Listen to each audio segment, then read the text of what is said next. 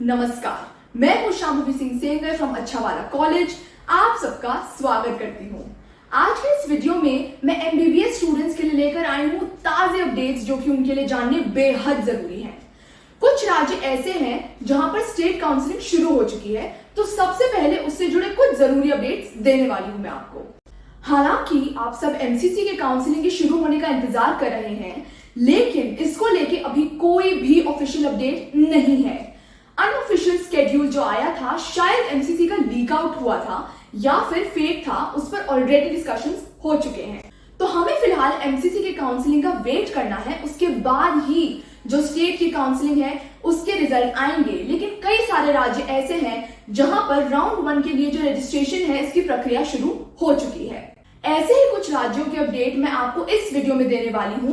तो सबसे पहले बात कर ले अगर केरल राज्य की, तो केरल जो कि एक ओपन स्टेट भी है, सबसे कम फीस वाले कॉलेजेस के लिए जाना जाता है केरल, तो ऑलरेडी 2 बार इसके फॉर्म्स ओपन हो चुके हैं। और ये बिल्कुल पहली बार ऐसा हुआ है कि एक बार फिर से ही केरल ने अपने फॉर्म्स ओपन कर दिए हैं। तो जो भी कैंडिडेट्स केरल के प्राइवेट कॉलेजेस से जाकर एमबीबीएस, बीडीएस या फिर अदर कोर्सेज में एडमिशन लेना चाहते हैं और अगर अब तक रजिस्टर नहीं किया है, तो वह www.cee.kerala.gov.in पर जाएंगे। लास्ट डेट जो है रजिस्ट्रेशन की वो 13 जुलाई को शाम के 4 बजे तक रखी गई है।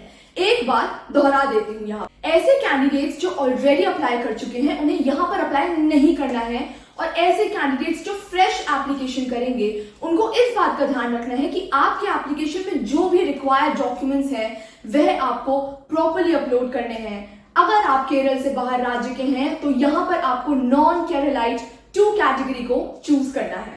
आपको नेटिविटी सर्टिफिकेट वहां पर देना होता है। नेटिविटी सर्टिफिकेट सबसे ज्यादा रिजेक्ट होते हैं, तो क्या करना है आपको? अगर आपके पास पासपोर्ट है, बहुत अच्छी बात है, उसे अपलोड कर देंगे। अगर पासपोर्ट नहीं है तो आपके जो 12th का सर्टिफिकेट है आपको उसे अपलोड कर देना है। सर्टिफिकेट ना हो तो आप मार्कशीट भी ट्राई कर सकते हैं, लेकिन वो रिजेक्ट भी हो सकती है, तो इस तरीके से आपको नेटिविटी प्रूफ वहां पे अपलोड कर देना है। जो भी नए एप्लीकेशंस होंगे वहां पर डिफेक्ट को रेक्टिफाई करने का कोई मौका नहीं दिया जाएगा। एक और राज्य है जो कि ओपन स्टेट है, यहां पर भी काउंसलिंग की नोटिफिकेशंस आ गई हैं, और ये है पौंडीचेरी। इसकी काउंसलिंग की वेबसाइट है www.centacpuducherry.in। एप्लीकेशंस आज से शुरू हो रहे हैं। जो लास्ट डेट है वह 18 जुलाई को है। 3 प्राइवेट मेडिकल कॉलेजेस है यहाँ पर फीस की अगर हम बात करें तो 16 लाख रुपए प्रति वर्ष की फीस है। प्राइवेट एमबीबीएस की जो 5 साल तक देनी होती है। हॉस्टल लगा दें तो कुल 90 लाख का बजट यहाँ पर देखने को मिलता है। जो कैंडिडेट्स मेघालय के हैं, तो मेघालय में भी काउंसलिंग की जो प्रक्रिया है वह 28 जून को शुरू हुई थी। 12 जुलाई लास्ट डेट है, तो उन्हें वहां पर अकॉर्डिंगली अप्लाई कर देना है। उड़ीसा राज्य में जो काउंसलिंग है उसकी नोटिफिकेशन आ गई है रजिस्ट्रेशन की। 12 जुलाई से रजिस्ट्रेशन शुरू होंगे, 16 जुलाई तक रजिस्ट्रेशन चलेंगे, 20 जुलाई को मेरिट लिस्ट आ जाएगी। ध्यान दीजिएगा, उड़ीसा एक क्लोज स्टेट है, यानी कि यहाँ के प्राइवेट कॉलेजेस के लिए दूसरे राज्य के कैंडिडेट्स अप्लाई नहीं कर सकते। ये तो डीम्ड यूनिवर्सिटी जरूर है यहाँ पर, जिसकी काउंसलिंग आपको एमसीसी के थ्रू पार्टिसिपेट करनी होगी। अब बात करें तमिलनाडु राज्य की, तो तमिलनाडु भी एक ओपन स्टेट है। यहाँ पर 14,50,000 प्रति वर्ष की फीस है जो 5 साल तक देनी होती है। ज्यादातर कॉलेजेस में 35% प्राइवेट कॉलेजेस की जो सीटें हैं वह मैनेजमेंट कोटे में है। तो अगर आप किसी भी राज्य से बिलोंग करते हैं तो ये आपके लिए एक ऑप्शन डेफिनेटली हो सकता है। जो एप्लीकेशन है वह 28 जून को शुरू हुआ था, आज 12 जुलाई को इसकी लास्ट डेट है। इसके साथ साथ आईपीओ की भी रजिस्ट्रेशन ऑनगोइंग है। 13 जुलाई यहाँ पर लास्ट डेट है, तो जो भी कैंडिडेट्स दिल्ली डोमिसाइल क्लेम करेंगे उनको आईपीओ में रजिस्ट्रेशन करना जरूरी है। जिन्होंने पहले से रजिस्ट्रेशन कर लिया था वह अभी काउंसलिंग के लिए रजिस्ट्रेशन करेंगे, और जो फ्रेश है वह एक साथ रजिस्ट्रेशन और काउंसलिंग की रजिस्ट्रेशन दोनों ही हिस्सों को भर देंगे। बात करें मणिपुर राज्य की, तो मणिपुर राज्य में एक प्राइवेट मेडिकल कॉलेज है, शिजा अकेडमी। इसके एप्लीकेशंस एक्सटेंड होने के बाद भी 10 जुलाई को क्लोज हो चुके हैं और इनकी मेरिट लिस्ट आ चुकी है। बात करें अरुणाचल प्रदेश की, तो यहाँ पर 7 जुलाई से एप्लीकेशन शुरू हुए थे, 18 जुलाई लास्ट डेट है। और अब बात करें अगर तेलंगाना की, तो तेलंगाना में भी एप्लीकेशन 7 जुलाई को शुरू हुए थे और 14 जुलाई लास्ट डेट है। लेकिन तेलंगाना भी एक ओपन स्टेट है, तो यहाँ पर कंफ्यूज मत होइएगा। अभी जो रजिस्ट्रेशन हो रहे हैं वह डोमिसाइल कैंडिडेट्स के लिए हो रहे हैं। मैनेजमेंट कोटे के लिए एक सेपरेट नोटिफिकेशन आती है, तो अगर आप किसी दूसरे राज्य से हैं तो आपको मैनेजमेंट कोटे वाली सीट पर अप्लाई कर देना है। और अब बात कर लेते हैं उत्तर प्रदेश के बारे में, जहां 13 नए मेडिकल कॉलेजेस की खुलने की न्यूज अभी सोशल मीडिया पर है। उत्तर प्रदेश में जो मेडिकल एजुकेशन बोर्ड है उसके जो सेक्रेटरी हैं मिस्टर आलोक कुमार जी, उन्होंने ट्वीट किया था। बेसिकली वो एक इंटरव्यू दे रहे थे अखबार को और उसमें उन्होंने यह बताया कि जो 13 कॉलेजेस हैं इनको बहुत जल्द मान्यता मिल सकती है। तो फिलहाल मान्यता नहीं मिली है, अभी तक एनएमसी की तरफ से एलओपी जारी नहीं हुआ है। जैसे ही इनको एलओपी मिल जाएगी उसके बाद ही यहाँ पर एडमिशन की संभावना बनेगी। तो जैसे ही इस तरीके की कोई अपडेट आएगी वह मैं आपको जरूर बता दूंगी। अगला अपडेट आया है कि पहली बार इंडियन मेडिकल कॉलेजेस को गवर्नमेंट बेस्ड रेटिंग्स मिलेंगी उनके विद्यार्थियों को मिल रही एजुकेशन क्वालिटी को मद्देनजर रखते हुए। देश के अपेक्स मेडिकल एजुकेशन रेगुलेटर यानी नेशनल मेडिकल कमीशन ने quality council of India QCI के साथ टाई अप किया है एंड वो रेटिंग असेसमेंट नेक्स्ट सेशन से शुरू कर देंगे।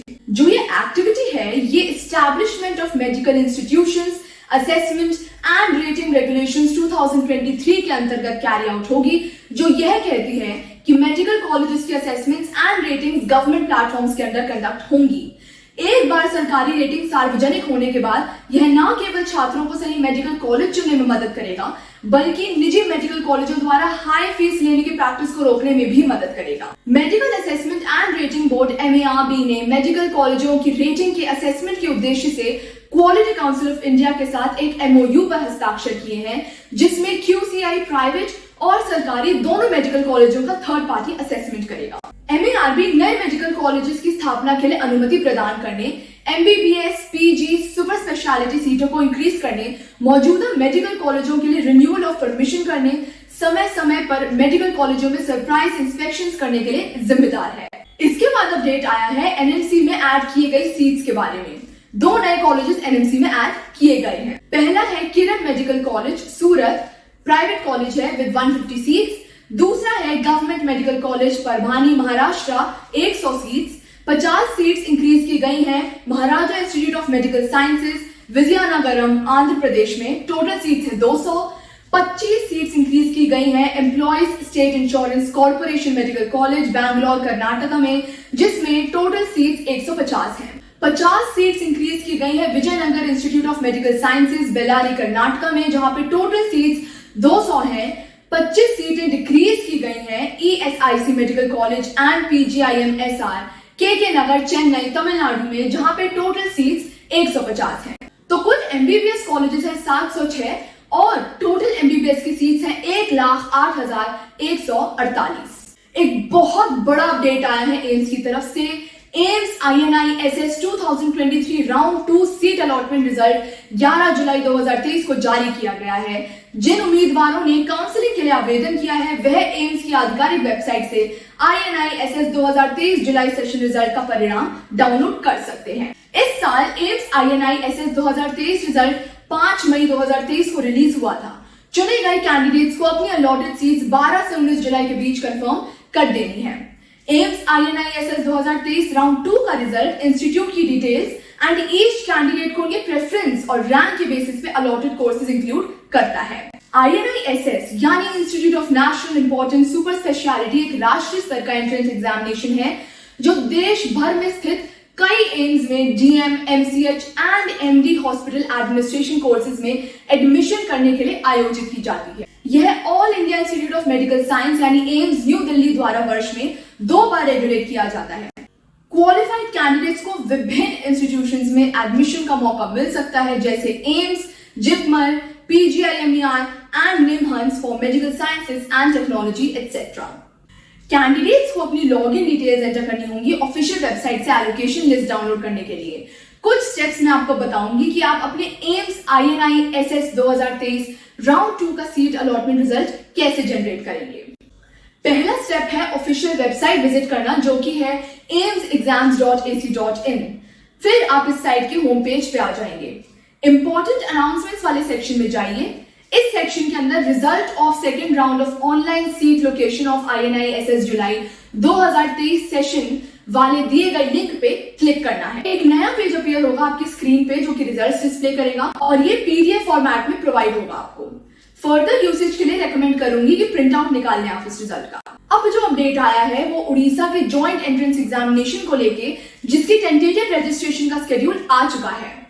मैं नोटिस डिस्क्रिप्शन में लगा दूंगी, लेकिन उससे पहले सबसे इंपॉर्टेंट बात बता दूं नोटिस में से, वो ये है कि उड़ीसा स्टेट मेडिकल काउंसिलिंग में भाग लेने के लिए इच्छुक क्वालिफाइड कैंडिडेट्स को नीट यूजी 2023 की डेटा प्री प्रोसेसिंग के लिए पहले से रजिस्ट्रेशन करना होगा। केवल राज्य के मूल निवासी उड़ीसा में state quota MBBS and BDS seats के लिए पात्र हैं। हालांकि अन्य राज्य के उम्मीदवार केवल एनआरआई कोटा सीटों के लिए पात्र हो सकते हैं, इसलिए उम्मीदवारों को रजिस्ट्रेशन करने से पहले अपनी एलिजिबिलिटी इंश्योर करनी चाहिए। एमबीबीएस परस्यू कर चुके कैंडिडेट्स के लिए काफी बेहतरीन अपडेट आया है, जो कि रिकॉग्निशन और continuance of recognition for 1 year है। जिन पास आउट स्टूडेंट्स की एमबीबीएस की डिग्रीज को रिकॉग्निशन नहीं मिला है, उस पे undergraduate medical education board UGMEB ने स्ट्रिक्ट एक्शन लेने को बोला है। यूजीएमईबी ने रिकॉग्निशन और continuance of recognition for 1 year already 2023 में पास कर दिया था उन एमबीबीएस कैंडिडेट्स के लिए जो कि 2018 से 2019 के बैच में एडमिट हुए थे और जिनकी एग्जिटिंग 2022 से 2023 में थी। तो ये सारे अपडेट्स आए हैं ताजे एकदम सभी एमबीबीएस स्टूडेंट्स या मेडिकल परस्यू कर रहे स्टूडेंट्स के लिए। बेस्ट लोगों से बेस्ट और टॉप के न्यूज अपडेट्स या कॉलेज काउंसलिंग चाहिए तो डिस्क्रिप्शन में दिए गए इस नंबर पे कांटेक्ट करें 7834889384। आशा करती हूँ वीडियो पसंद आया होगा। आप सब लोगों को लाइक करना मत भूलिएगा। चैनल पे नए हैं तो सब्सक्राइब कर दीजिएगा। मैं जल्द आऊंगी और नए अपडेट्स के साथ, तो तब तक के लिए नमस्कार, जय हिंद।